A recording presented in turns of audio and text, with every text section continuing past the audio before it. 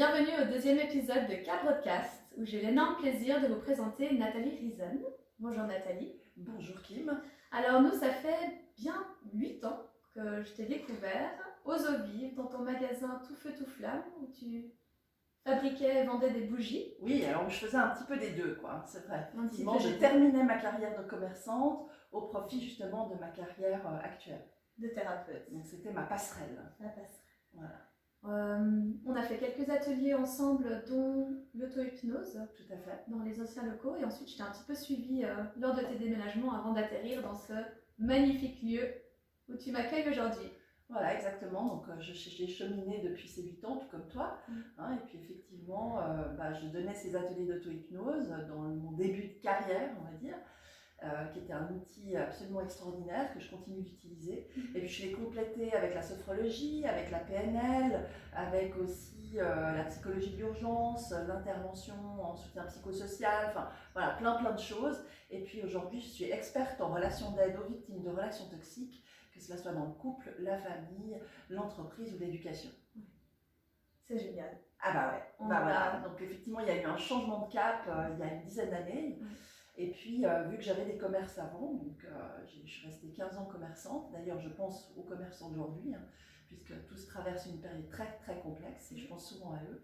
Eh bien, j'ai fait ces formations au fil du temps pour les utiliser justement dans ma profession actuelle, et puis pouvoir en faire bénéficier, j'espère, le plus grand nombre. C'est vraiment un cadeau, ce que tu proposes Alors, au jour d'aujourd'hui. On voilà, va voir un petit peu plus loin. Je vais peut-être juste t'inviter à te présenter brièvement pour qu'on sache qui est Nathalie Riezen. Alors Nathalie Riezen, je suis une femme de 52 ans qui a un parcours de vie, parce qu'on ne naît pas coach en relation humaine, on le devient. Et c'est les expériences de vie qui m'ont forgée, qui m'ont dirigée justement vers ma profession actuelle. Donc j'ai un parcours au départ de sportif d'élite, où j'ai été au sport-études quand j'étais plus jeune, donc ça m'a donné une certaine discipline. Ça m'a aussi fait connaître à l'époque la sophrologie, puisqu'on en était aux prémices, et puis on nous proposait déjà des petits outils comme ça, et ma mère était une fervente croyante dans justement la sophrologie, des biorhythmes, l'homéopathie, etc. Donc elle m'avait déjà donné le goût en fait de chercher ailleurs les solutions. Et ensuite, en fait, j'ai eu un parcours classique, on va dire, dans la finance, pour ensuite monter mes commerces et puis arriver aujourd'hui justement à la profession que je pratique en fait au quotidien, et dans laquelle, on va dire, j'ai découvert de magnifiques personnes. J'accompagne justement des personnes qui sont parfois en difficulté et qui cherchent des solutions, et puis on émerge ensemble vers des possibles. Donc pour moi, c'est vraiment un bel aboutissement qui n'est pas fini, parce que j'apprends chaque jour. C'est ça. Et donc ce qui t'a amené à emprunter ce chemin, quelle a été l'origine même? Qu'est-ce qui t'a donné envie de passer de commerçante à thérapeute ou accompagnante ou coach Alors comme je dis, c'est un parcours de vie. Déjà la vie m'a formée, on n'est pas forcément vierge de tout. Et puis après on fait des rencontres un peu plus particulières, et pour ma part c'était une rencontre justement toxique, qui m'a donné cette opportunité-là. En fait, grâce à cette rencontre, j'ai pu me transformer. J'ai pu justement positiver en fait la souffrance et la violence que j'ai vécue. Et aujourd'hui justement, je peux en tout cas témoigner de ce parcours. C'est d'ailleurs ce qui souvent attire aussi les personnes qui ont fait plusieurs intervenants, ou qui ont été même chez des psychiatres, des psychologues avec qui je travaille souvent en collaboration d'ailleurs, mais d'avoir en fait ce parcours de victime. Valide un petit peu leur souffrance d'office, c'est-à-dire qu'elles savent que je suis passée par là, donc ça facilite aussi beaucoup l'alliance thérapeutique, et ça nous permet d'aller, on va dire pas rapidement, parce que l'objectif c'est pas d'aller rapidement, c'est d'aller au rythme de la personne, de danser avec elle, mais en tout cas elles gagnent en confiance parce qu'elles savent justement que je suis passée par là. Et puis tu es la preuve vivante comme quoi on peut s'en sortir. On peut s'en sortir, et puis utiliser ça comme outil pour aider les autres. Donc c'est vrai que toute mon approche est basée sur la résilience. La résilience, on n'est pas tous résilients au même stade, on n'a pas tous la même historicité, donc on n'a pas tous le même rythme non plus pour comprendre et transformer les choses. Mais on a tous cette possibilité-là en tout cas, et c'est pour ça que moi, vraiment, oui, j'appuie sur le fait qu'on a tous la capacité de rebond pour pouvoir faire de sa vie quelque chose de positif et sortir justement de cycles qui peuvent être extrêmement complexes. Et qui peuvent parfois nous mener au pire aussi. Oh oui. Eh oui, eh oui, eh oui. Alors, j'accompagne pas que des femmes non plus, parce qu'on pose souvent la question, mais est-ce que tu accompagnes que des femmes, etc. Non, j'ai aussi toute une clientèle d'hommes, puisqu'aujourd'hui les hommes aussi osent parler, aussi osent sortir de l'ombre. Et puis alors c'est clair que historiquement parlant, on va dire les femmes, forcément, seront plus touchées par des thématiques de violence, violence intrafamiliale, violence domestique, violence conjugale. Mais les hommes sont aussi dans cette thématique-là, puisqu'un enfant qui souffre peut être un adulte en souffrance après. Donc forcément, la violence conjugale impacte les enfants, et lorsqu'un enfant a vécu cette thématique-là, il peut peut-être la reproduire aussi dans son âge adulte. C'est pas systématique, pas toujours comme ça, il faut pas mettre les gens dans des cases, mais les parcours de chacun en fait font que justement mon accompagnement est pluriel. Pluriel de genre, pluriel de dynamique, pluriel de discipline en fait. C'est génial. Ouais. Et du coup, qu'est-ce que tu proposes toi aujourd'hui comme suivi, comme thérapie, comme soin, avec tous ces outils divers et variés que tu as? Alors je dis toujours que je fais du Nathalie. J'adore. Oui, j'ai la base qui sont les outils, mais je pense qu'en fait, avoir les outils c'est une chose. Mais après, chacun va les utiliser à sa façon. Et ça va dépendre de sa personnalité, de la façon dont il s'est approprié l'outil. Donc, je dirais la sophrologie qu'on va faire avec moi, on ne va pas la faire avec quelqu'un d'autre, et vice-versa. Je pense que c'est justement cette identité en fait qu'on met sur ces apprentissages qui fait notre différence. Il y a beaucoup de personnes aujourd'hui qui sont dans le développement personnel, et d'ailleurs j'en accompagne des fois certains aussi à se mettre en place, parce que des fois les personnes qui justement se transforment vont se diriger vers des métiers de développement personnel, et c'est ce que je leur dis, essayez de mettre votre identité dedans, apportez votre identité dans vos outils, et je pense que c'est une des clés en tout cas de se sentir bien aussi dans sa pratique. Pas de faire quelque chose qu'on a appris ou qu'on nous dit, c'est un petit peu comme si on fait une recette de pâtes, voilà, si on rajoute son petit ingrédient secret, ça va faire des pâtes exceptionnelles. Tout à fait. C'est ça. Tout à fait. Et je fais une petite parenthèse, Ouais. Je trouve que c'est extrêmement intéressant de voir à quel point au jour d'aujourd'hui, les gens essayent de retrouver un sens dans leur vie. Et on le voit aussi au niveau professionnel, toutes ces redirections et je trouve ça... Oui, c'est surtout ce qu'on nous empêche de faire, on va dire, dans certaines structures.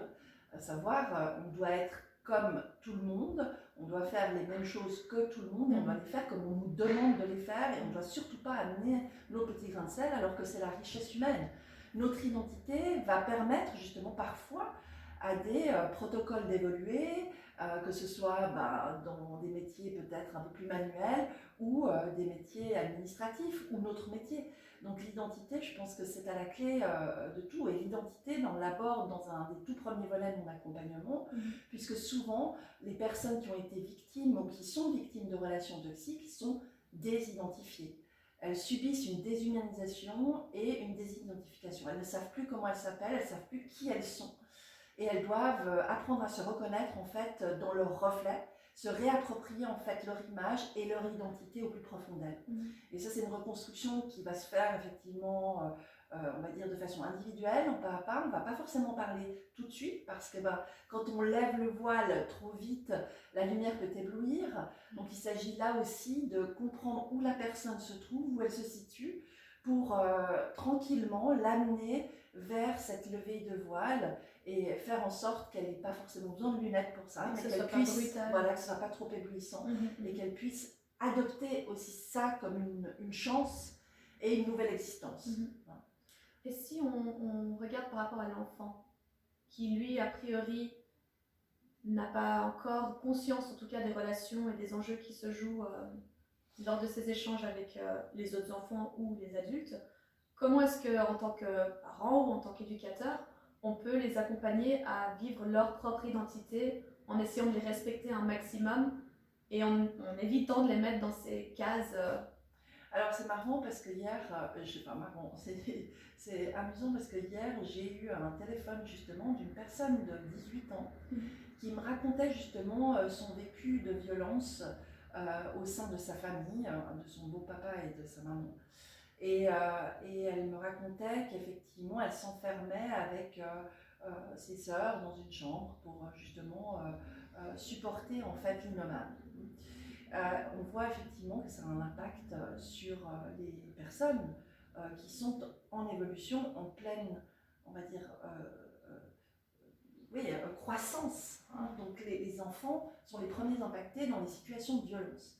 Hein, j'ai plusieurs témoignages justement de personnes de 18 ans, 25 ans, 30 ans qui réalisent en fait aujourd'hui seulement la violence qu'elles ont vécue et l'impact que ça a eu sur leur vie, l'impact que ça les a sur quelles relations en fait elles se sont portées grâce ou à cause de cet impact.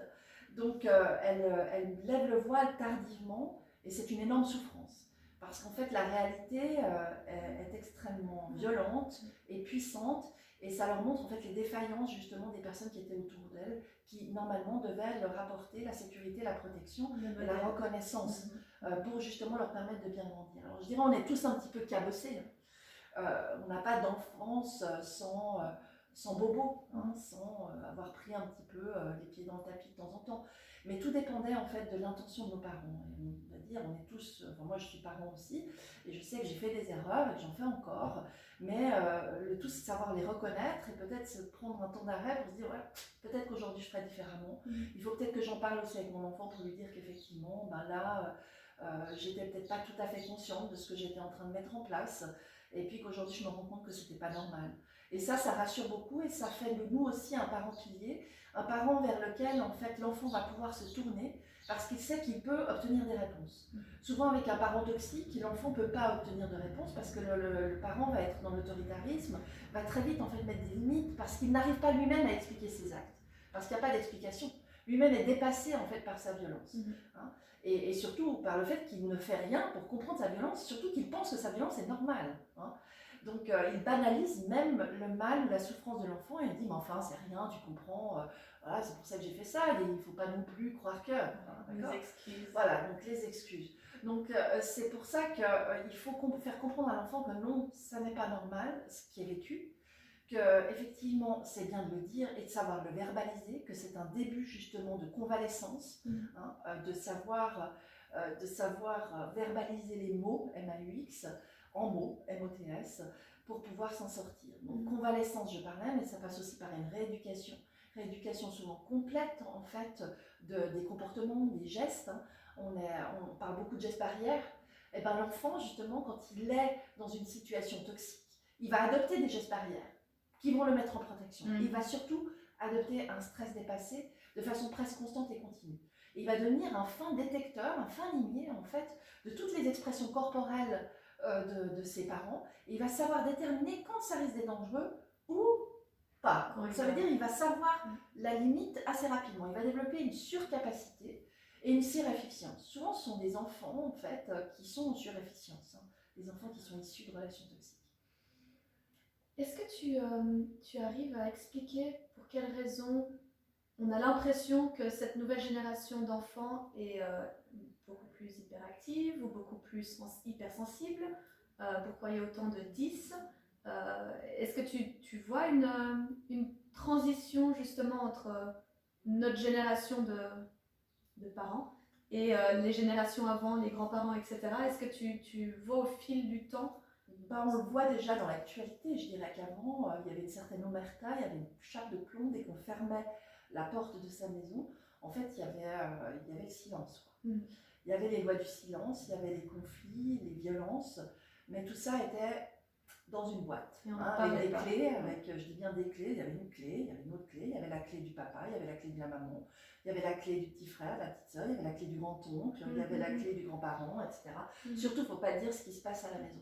Aujourd'hui, on voit que, heureusement, eh bien, les choses arrivent à se dire maintenant un petit peu sur la place publique. Des fois, c'est un petit peu dommage, les façons aussi dont ça se fait, parce que moi, je me dis toujours, avec ces mouvements qu'on vit aujourd'hui, qui sont des mouvements justement qui libèrent la parole, mais qu'est-ce qu'on fait de cette parole après? Et pour moi, je trouve ça bien de dire les choses sur des réseaux, super. Mais après, pour moi, c'est l'avalanche de se dire, ok, toute cette souffrance, comment est-ce qu'on l'aborde? Et j'ai souvent d'ailleurs des personnes qui arrivent dans mon cabinet en me disant, vous savez, je suis inscrite sur le groupe tel et tel de Facebook ou sur le groupe Instagram, et j'ai dit, mais de toute manière, ce que j'ai vécu, c'est pas trop grave quand je vois les histoires des autres. Et en fait, ce que la personne, voilà, et en fait, ce que la personne est en train de me raconter, c'est horrible. Et en fait, vu qu'elle se compare aux autres, elle pense que son histoire est banale. Et on est pile poil dans ce qu'il ne faudrait pas faire dans l'accompagnement. La banalisation des histoires n'existe pas. Il s'agit bien du vécu de la personne et de la souffrance individuelle de la personne. Toutes les histoires sont différentes, toutes les histoires sont uniques. Donc c'est bien, oui, de libérer sa parole, d'oser faire le pas justement, de parler sur les réseaux ou de dire les choses. Mais ne vous comparez pas aux histoires des autres. Pensez que votre histoire est unique et qu'elle nécessite une prise en charge, surtout si elle a été enfermée dans cette fameuse boîte que je décrivais tout à l'heure, pendant des années, des mois, trop d'heures en tout cas, pour que justement les solutions se trouvent. Donc là, si la parole est libérée, c'est un premier pas, mais un premier pas qui va vous faire en tout cas vous dynamiser vers quelque chose. Il faut garder cette dynamique, ne pas rester dans l'inertie du premier pas. Oui. Valider la souffrance. Voilà, valider la souffrance, c'est un petit peu, c'est important, mais banaliser la souffrance, c'est très dangereux, parce que ça permet justement de souffrir encore plus. C'est sûr. Donc se dire que si on n'a pas, si c'est pas notre vécu n'est pas aussi souffrant que l'autre, ben, ça veut dire qu'on a encore une marge de tolérance. Alors que non. Ça devrait être intolérable. Eh ben voilà, c'est intolérable. Et pas acceptable. Voilà, il n'y a pas d'histoire qui peut se comparer aux autres. Oui. Donc, c'est un sujet passionnant. C'est un sujet très intéressant et qui donne envie d'aller creuser beaucoup plus sur profondeur. C'est un sujet qui débouche aussi sur beaucoup de situations de stress post-traumatique. C'est sûr. Donc là aussi, il s'agit de se faire accompagner de façon adéquate. Et on voit maintenant ces situations beaucoup aussi en entreprise et dans l'éducation, parce que à l'école, le petit manipulateur deviendra grand.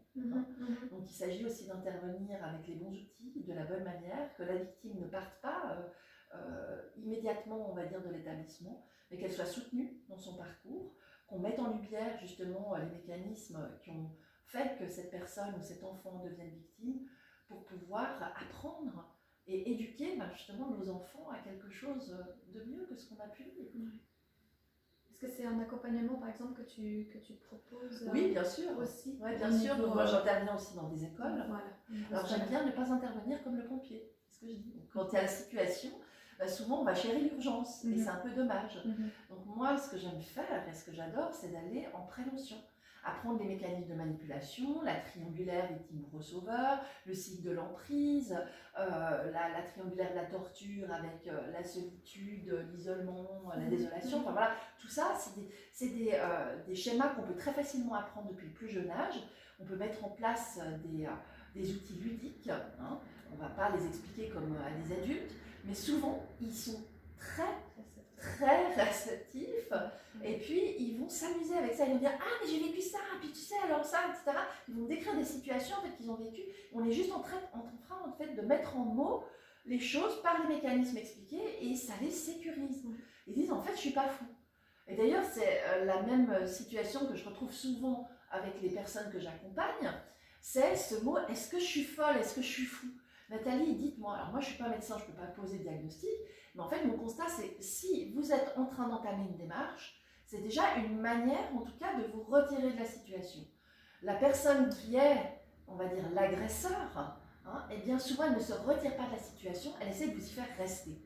Ah oui, parce que c'est confortable. Voilà. Donc elle se nourrit de votre mécanisme. Donc le fait en plus que vous sortiez un petit peu là, elle va avoir même très peur. Et c'est souvent ce mot victime aussi qu'on essaye de faire digérer aux personnes, parce que moi je ne suis pas victime, vous savez. Non, mais vous avez été, aujourd'hui vous n'êtes plus parce que vous êtes dans le cabinet, mais vous avez été victime. Donc il s'agit quand même de comprendre le mécanisme que vous avez engendré pour devenir victime, comprendre aussi que votre puissance est là en tant que victime, parce que sans victime il n'y a pas de bourreau, sans victime il n'y a pas de relation toxique, et sans victime j'ai pas de travail, moi, en gros. Donc c'est ce que je me souhaite le plus rapidement possible, mais c'est malheureusement pas ce qui arrive. C'est qu'aujourd'hui les situations deviennent de plus en plus courantes, et puis malheureusement j'ai de plus en plus de demandes.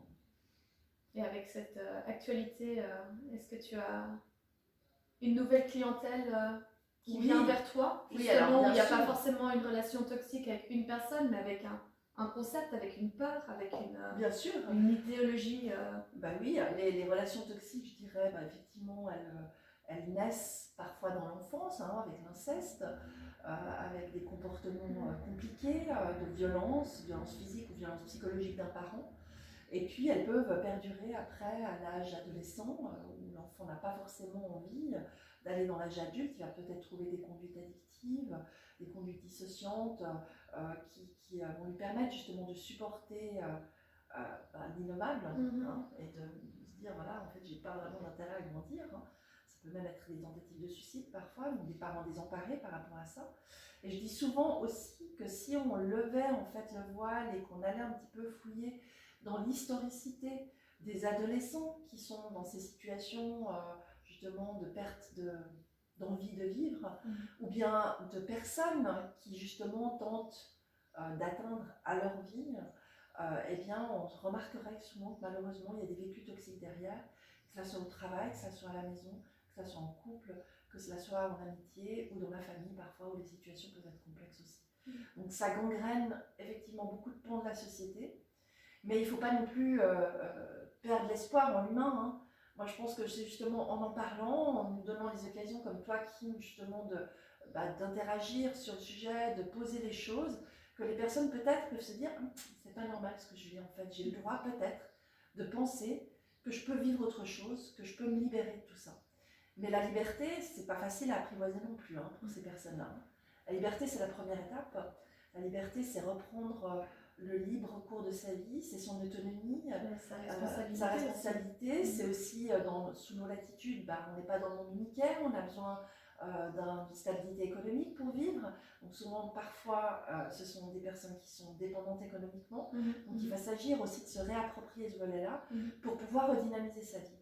Donc on ne peut pas sortir non plus d'une relation toxique du jour au lendemain comme ça, surtout s'il y a des enjeux. C'est clair que si vous êtes dans une relation toxique, on va dire adolescente, ce que j'ai eu à traiter encore récemment, et bien là, effectivement, on peut couper du jour au lendemain, ce que sont d'ailleurs les conseils de la plupart des spécialistes. Je dis oui, mais couper, mais quand il y a des enfants, quand il y a des enjeux, quand il y a des enjeux économiques derrière, etc., comment on ne peut pas couper du jour au lendemain? Il va s'agir de réfléchir au pas à pas, d'organiser justement sa sortie pas à pas. Et ça, c'est un conseil que j'ai reçu à l'époque pour ma propre situation, et que j'applique et que je transmets maintenant effectivement avec vigilance et beaucoup d'écologie en fait pour la personne, de dire mais qu'est-ce que vous êtes aujourd'hui capable de faire afin de ne pas la culpabiliser plus, de ne pas la faire mettre en échec encore plus que ce qu'elle n'est déjà, que ce qu'elle constate être dans sa propre vie. L'objectif, c'est quand même de la garder à flot pour qu'elle puisse avoir cette motivation, cette énergie de rebond, cette force pour ensuite rester en dehors. J'ai l'image là d'une piscine qui vient, vraiment on coule, mais pouvoir avoir le rebond pour sauter à l'extérieur de la piscine et tenir, pas avoir envie de revenir dans le bain. Parce que le bain en fait est plus facile. Souvent c'est plus facile de rester dans la situation. Donc c'est une dynamique à adopter. Dans ton image de piscine, il n'y a pas cet effet de gravité, on se sent un peu plus léger. Donc effectivement je peux comprendre l'idée de... Et quand pas rationnel, mais de vouloir y retourner. Et quand on est dans la violence psychologique, c'est aussi un petit peu ça. Je pense à cette publicité qui avait été faite pour la Ligue pulmonaire à l'époque, où il y avait en fait cette piscine qui était là à ras le cou pour les personnes. Il y avait notamment un enfant qui était avec son tricycle, la chambre, etc., tout sous l'eau. Et dire voilà ce que c'est de vivre avec une maladie pulmonaire. On aurait pu utiliser cette publicité pour les relations toxiques. Je dis voilà ce que c'est de vivre dans une relation toxique, c'est que vous êtes toujours à ras, aux aguets, et vous ne savez pas si à un moment donné vous allez vous prendre la vague, vous allez couler, mais en tout cas une chose est sûre, c'est que vous n'arrivez pas encore à avoir l'énergie suffisante pour sortir, donc vous êtes bloqué, et vous vivez, on va dire, par automatisme. Il y a cette idée aussi de peur constante. Oui, tout à fait. On ne sait pas quand, on ne sait pas quand, mais on sait que ça va arriver, et on sait qu'un geste, on sait qu'un regard, on sait qu'un mot peut déclencher une ribambelle d'actions de la part du persécuteur, pour souvent avoir des excuses à la fin et rester dedans, se dire qu'en fait tout le monde peut changer. Oui, le pauvre il n'a pas fait exprès. Et voilà, et en plus avec ce tout le monde peut changer, la victime en fait elle s'enferme encore plus, Parce que si on veut changer, il s'agit de notre impulsion personnelle. Et là, l'impulsion, elle est rarement du côté de l'agresseur. Ouais.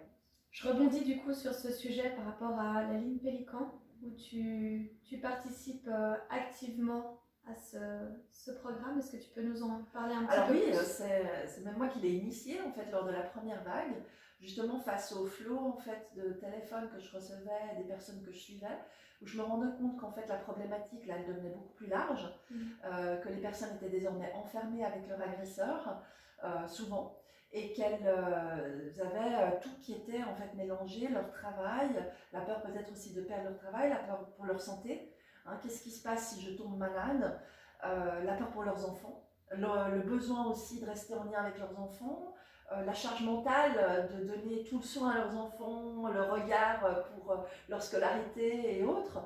Donc en fait cette dynamique, elle m'a un peu dépassée aussi au départ. Donc, je me suis dit je ne vais pas moi en tant qu'intervenant pouvoir accompagner toutes ces personnes de façon optimale, donc il faut que je m'entoure d'experts qui puissent répondre, et j'ai créé effectivement cette ligne Pélican au départ qui était une ligne payante. Puis la ligne payante ayant un peu mauvaise presse, eh bien, on a tourné en fait sur un site de rendez-vous en ligne. On est tous des experts donc établis, des personnes qui sommes là en fait pour répondre à toutes les thématiques de l'individu. On va dire, on fait l'individu dans son 360 degrés.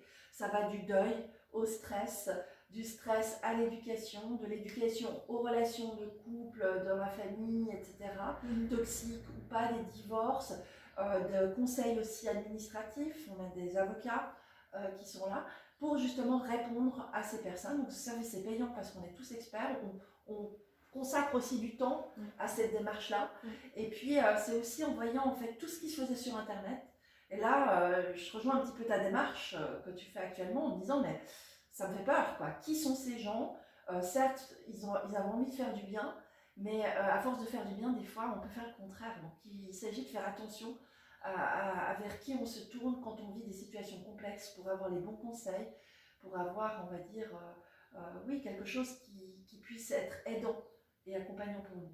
Donc en fait, la ligne Pélican, c'est un toit qui abrite aujourd'hui une quinzaine d'experts, qui s'est développé, et on en accueille encore de nouveaux, et qui s'est développé justement avec des événements en ligne, des conférences en ligne, toujours sur les thématiques de l'enfant, du stress, etc. Et on a des événements à venir, donc je vous invite vraiment à les voir parce qu'on a 2-3 belles surprises pour le mois d'avril. Alors je ne sais pas si ce podcast arrivera avant le mois d'avril. Il arrivera. Alors s'il arrive avant le mois d'avril, réservez la date du 6 avril, parce que le 6 avril, on est très heureux d'accueillir une personnalité dans le domaine du stress qui va nous parler de l'amnésie traumatique, qui s'appelle Hélène Romano, qui écrit beaucoup de livres justement sur ce sujet-là. Donc je vous invite vraiment à vous inscrire pour cette conférence. C'est chouette, on le mettra aussi dans les commentaires non, avec ça la vidéo. Ah, je suis super contente qu'elle vienne parce que j'ai lu beaucoup de ses ouvrages sur la protection de l'enfance, etc. Et beaucoup de choses dans le domaine de l'urgence où elle a vraiment une expertise rare. Et là, de l'accueillir en ligne pour qu'elle nous propose en fait les propos de son dernier livre qui est l'amnésie traumatique, qui est un thème d'actualité, un thème qui rejoint en fait tout ce que je viens de dire.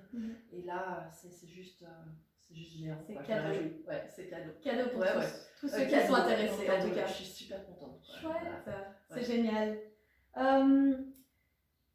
Je crois qu'on a fait un peu le tour. Après, est-ce qu'il y a une durée dans le temps par rapport au traitement et aux soins que tu accompagnes? Est-ce qu'il y a une régularité à avoir au niveau des séances? Moi, ce que je dis toujours aux personnes qui arrivent, je dis moi l'objectif c'est que vous restiez le moins longtemps possible dans mon cabinet. C'est sûr. Vous avez autre chose à faire que de visiter ou de faire du tourisme thérapeutique. Donc essayez vraiment de prendre les séances comme un temps d'apprentissage pour pouvoir utiliser les choses à l'extérieur. Et puis peut-être dans un premier temps aussi se mettre en position de caméraman, position externe pour se dire voilà ma vie, voilà ce que c'est, qu'est-ce que je veux en faire aujourd'hui, comment est-ce que je peux devenir le metteur en scène pour me permettre de sortir de cette situation-là. Donc l'objectif, je dirais, c'est de rester le moins longtemps possible dans le cabinet de Nathalie, avec des outils qui vous permettent justement de devenir autonome et de pouvoir gagner en confiance et en sécurité pour vous protéger vous-même et vous reconnaître vous-même en tant qu'identité propre et grandir et évoluer dans votre temps de vie restant. Donc ça, c'est vraiment l'objectif principal. Donc moi, je ne peux pas dire, voilà, en 3 séances, vous allez être complètement sur pied. Ça dépend de chacun, de Ça ce dépend qui de vient avec comme chacun, bagage. Ouais. de l'enjeu au niveau du contexte qu'il a. Hein, des personnes qui sont avec 3 enfants, des personnes qui ont des enjeux peut-être économiques. Voilà, ben ça, il va s'agir aussi de mettre tout ça à plat pour comprendre les priorités. Et puis là, on va agir par priorité. Mais l'objectif, c'est vraiment de remettre la personne sur pied, parce que la personne sur pied ne va plus intéresser le persécuteur. Elle va d'abord le mettre en rage, et souvent c'est lui qui va se désintéresser. C'est là où je dis que la personne victime a une puissance immense et un rôle immense à jouer dans toute la résolution de la situation. Et si elle prend conscience en fait de ses super pouvoirs, eh bien là, elle va pouvoir accélérer même ce temps-là de convalescence pour aller mieux. Elle se met toutes les chances de son côté. Donc c'est surtout ça, c'est, on va dire, arriver à conscientiser au maximum les super pouvoirs de la personne pour qu'elle puisse elle-même se dynamiser dans sa vie et puis venir le moins possible visiter les cabinets thérapeutiques. Il y a vraiment cette idée de s'engager je pense que c'est pour son l'engagement. bien-être et puis se responsabiliser de... D'ailleurs, celles qui ne sont pas prêtes, je dirais, à cette démarche-là, à se franc-parler aussi, souvent je les vois quelques fois, puis après elles arrêtent, et après elles reviennent quelques temps après quand elles sont prêtes.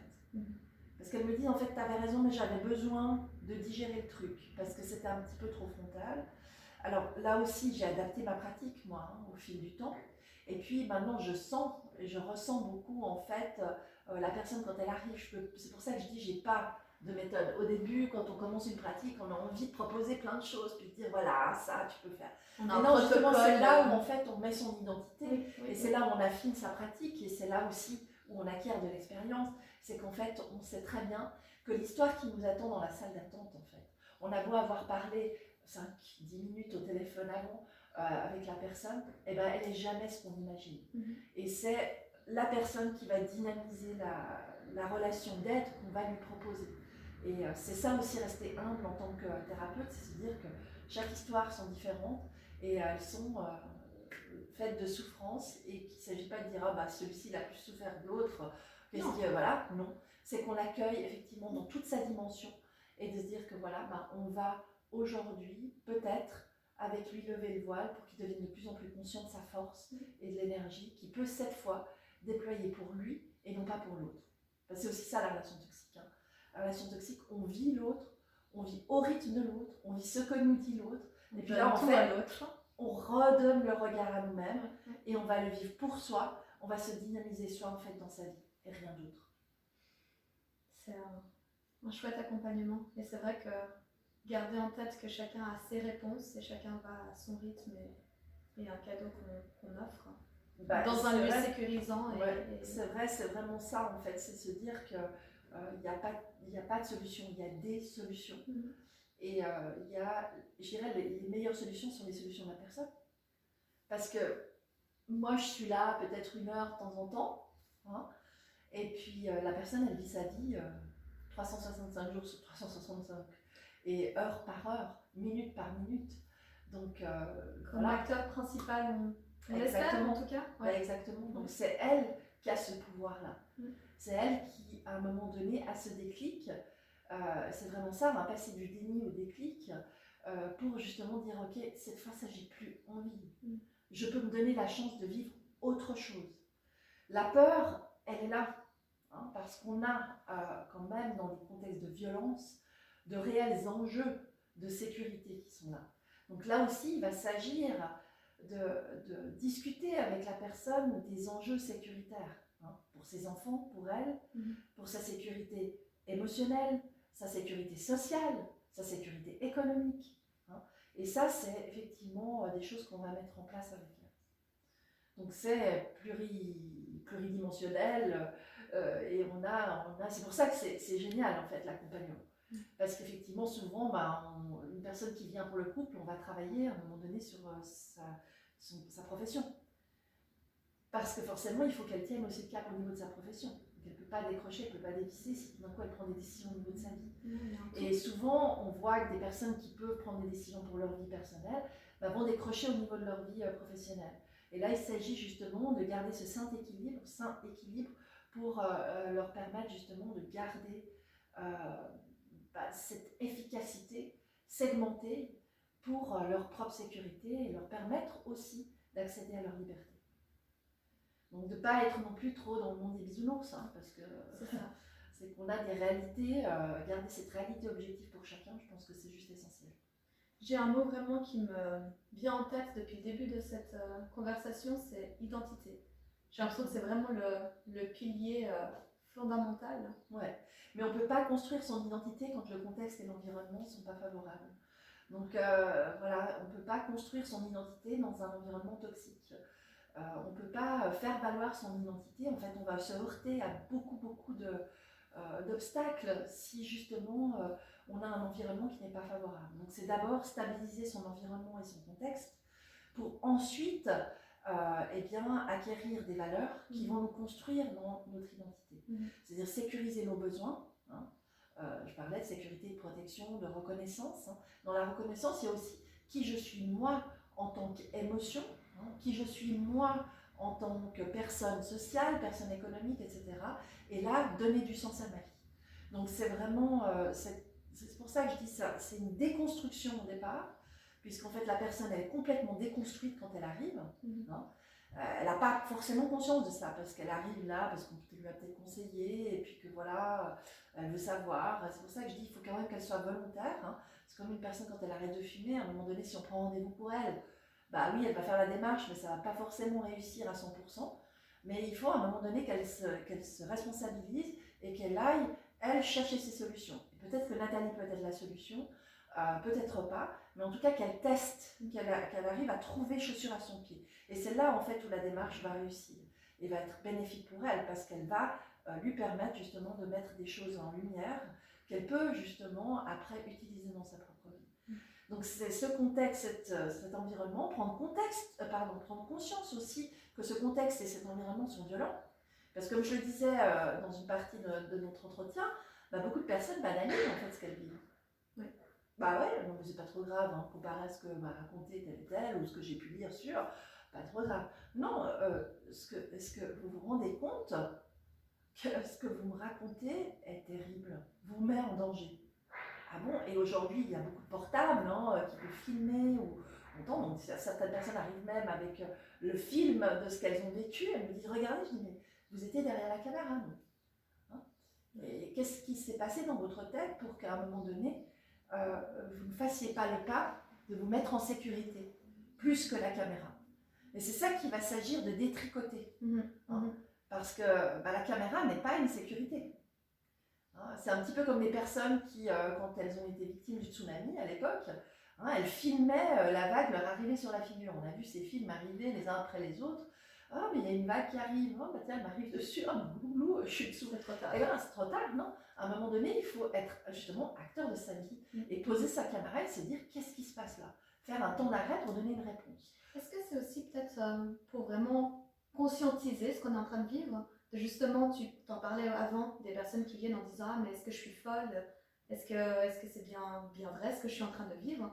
Et parfois de le voir justement sur un écran, par des moments filmés ou des audios, ça fait prendre conscience que non, c'est pas dans ma tête que ça se joue, c'est bien réel, la violence dans laquelle je vis. Tu as raison, Kim, parce qu'effectivement, dans les personnes qui filment, je vois beaucoup le fait qu'elles me disent « Je revois le film sans arrêt, pour réaliser ce qui s'est passé. » Alors oui, ça peut être une démarche, mais en même temps, sur le long terme, non. D'accord? Quand on a une fois la chose, d'accord. Mais si on commence à prendre la caméra comme outil pour se mettre en sécurité, là, je suis plus d'accord. Par contre, écrire, beaucoup de personnes écrivent les insultes, les dates, elles ont besoin, et elles arrivent souvent avec un écrit. De dire regardez Nathalie, le 8 mars, le 7 mars c'est passé ça, le 10 mars c'est passé ça, etc. Le 1er janvier, comme ça, parce que ça leur permet justement de garder le fil de l'histoire, parce qu'elles sont submergées en fait, elles sont en stress dépassé, hein. Donc elles ne sont pas tout à fait là. Hein. Donc en fait d'écrire, c'est une manière kinesthésique aussi de revenir à son histoire.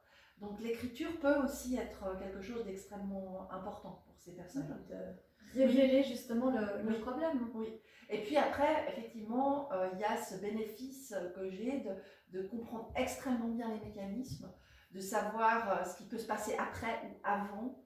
Alors, pas forcément dans l'intensité, puisque c'est pas moi qui vis la situation, mais en même temps, mais les signaux, les signaux, je les connais, je peux. Et du coup, la personne fait exactement. C'est exactement ça, Nathalie. Et puis, quand je leur décris rien que le mécanisme de la manipulation, souvent ils me disent, c'est tout à fait ce que je vis. Voilà, enfin, il y a quelqu'un qui me dit ce que je vis. Enfin, c'est validé. Et c'est rassurant. Et c'est rassurant. Et souvent, c'est ce que je dis aussi, dans ce que j'annonce, j'aime pas le mot dénoncer, au niveau des systèmes et des institutions, c'est qu'on connaît ces mécanismes. On sait comment ça fonctionne. Il y a suffisamment de livres dessus, je suis pas, je sors pas ça de nulle part. Il y a suffisamment de situations vécues aujourd'hui qui sont mises en lumière.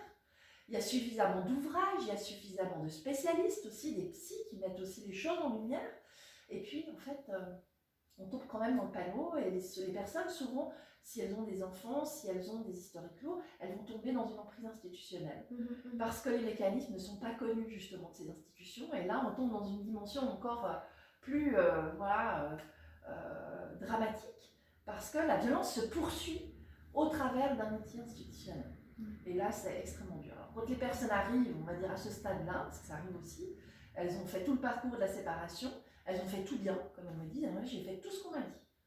Puis elles arrivent face aux institutions, et là, dans ce cadre-là, elles se retrouvent face à l'incompréhension, Elles disent, mais comment ça se fait que j'en sois là aujourd'hui, qu'on mette autant en doute ma parole, alors que toutes les choses, en fait, sont dites, ont été dites, et qu'en fait, c'est une renégociation de nouveau de la souffrance vécue. Elles vont devoir recommencer à prouver les choses, et souvent la violence va perdurer, puisqu'en fait, là, l'institution parfois, et souvent, donne une surpuissance au manipulateur, puisqu'il a réussi à séduire suffisamment en fait, les interlocuteurs, et l'entourage, pour, on va dire, rendre le récit de la victime et des victimes, puisque les enfants sont victimes aussi dans ce cadre-là, et ça vraiment je pense qu'il faut se le rentrer dans la tête, rendre le récit au stade de légende, le récit passé au stade de légende. C'est pour ça qu'il faut poser des actes parfois dans des histoires douloureuses, oser poser des plaintes, c'est pour ça qu'on a besoin aussi d'être accompagné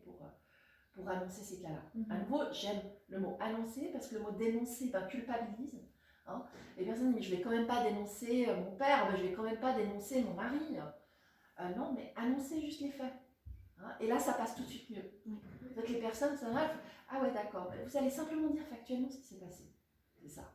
On ne vous demande pas de dénoncer, et qu'il y a une trace, on vous demande juste d'annoncer pour avoir une trace écrite, pour que votre histoire, en fait, ne passe pas à la trappe, surtout si vous avez des enfants. Parce qu'avec des enfants, en fait, l'histoire n'est pas finie. Et il va y avoir une possible instrumentalisation de l'enfant. Et là, c'est un autre volet de mon accompagnement.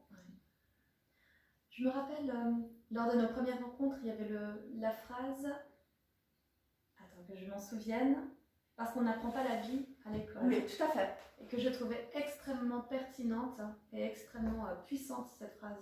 Ouais, c'est vrai.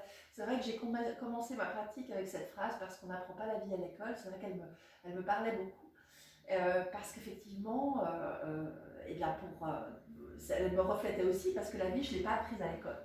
La vie, je l'ai apprise par les expériences. Et c'est ça qui enrichit aussi. Et une expérience de violence est une expérience et qu'il ne faut pas forcément ranger dans un tiroir, mais qu'il faut justement intégrer pour pouvoir rebondir et pas en revivre une derrière. Enfin, en tout cas, essayer de ne pas en revivre une derrière. Donc, savoir ce qu'on a vécu, l'intégrer, puis ensuite se dire, maintenant je sais décoder ce qui est arrivé, je sais aussi ma responsabilité, ce qu'on était sur le cheminement existentiel en parlant de la liberté, de cet aspect de comprendre mon historicité, mon histoire, et ce que je veux faire de mon histoire, c'est-à-dire cette tridimensionnalité, et puis la responsabilité, c'est ça, quelle est ma responsabilité dans cette histoire, quelle responsabilité je porte, moi, en tant qu'identité et qu'individu, dans ce vécu traumatique, et comment je peux faire pour, justement, aller vers plus de dignité dans ma vie. Parce que souvent, les personnes, quand on leur parle de dignité lors des premières séances, elles font dans l'arme. Ça fait un petit peu comme l'effet du mot victime, elles n'arrivent pas à le prononcer. elles n'arrivent plus non plus à prononcer ce mot dignité. Quand je leur parle de dignité, c'est en fait le total effondrement de leur personne. Vous avez raison, Nathalie, j'ai perdu toute dignité, c'est le mot que je cherchais. En fait, je ne suis plus digne. Et c'est vraiment ce cheminement vers la dignité qu'on va faire ensemble. Gardez ce mot de dignité, hein, de fait de pouvoir marcher comme un empereur dans la rue, hein, qui est un exercice de sophrologie aussi, hein, c'est marcher avec de la dignité dans la rue. Souvent, ces personnes se faufilent dans la rue, sont invisibles, veulent se rendre invisibles, hein, et certaines qui sont encore dans les relations toxiques rasent les murs justement pour venir se cacher, être sûr qu'il n'y a personne qui les suit, ou qu'elles ne savent pas où elles sont, cachent leur portable loin pour pas, au cas où il y a des micros dans les portables. C'est ça, hein, les relations toxiques au quotidien, c'est des caméras cachées chez soi, c'est ça, hein, c'est vivre sous surveillance 24 heures sur 24.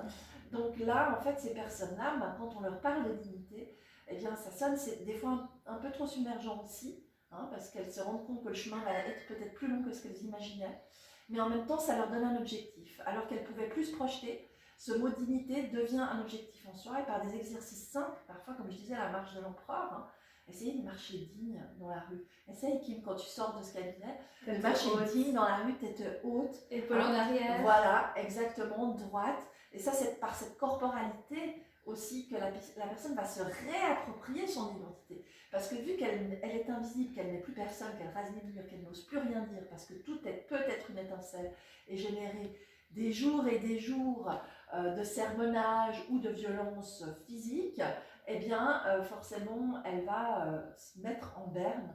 En fait, même sa corporalité, elles arrivent, elles sont comme ça, recroquevillées, et elles me regardent par-dessous, et en fait, je les revois renaître vraiment, complètement à la vie. C'est pour ça que cet outil de sophrologie, pour moi, est juste magique, parce qu'on fait des exercices qui passent par cette corporalité pour aller vers cette vivance existentielle qu'est la dignité. Avoir le droit d'être, avoir le droit d'être positionné, hein, de façon claire dans sa vie. Donc si on est parent, en tant que parent pilier, j'aime beaucoup en fait cette définition-là. Avoir des racines, avoir fait la paix aussi avec son histoire, hein, c'est-à-dire ses racines. Hein, on a peut-être eu une enfance compliquée, oui, mais on n'est pas obligé de la trimballer toute sa vie, quoi.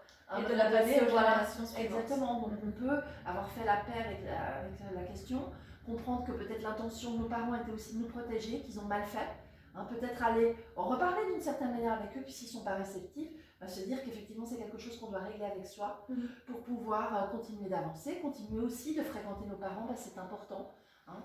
Et puis voilà, de savoir qu'il y a une limite, un cadre qui est posé désormais, et qu'on ne va plus pouvoir être submergé, on va dire, par ces émotions passées, ces émotions du petit moi, hein, qui étaient submergents parfois, et qui venaient en ribambelle justement me solliciter dans des relations toxiques pour combler quelque chose, combler un manque. Donc voilà, c'est tout un cheminement, je pourrais en parler des heures, hein, tu remarques. Hein.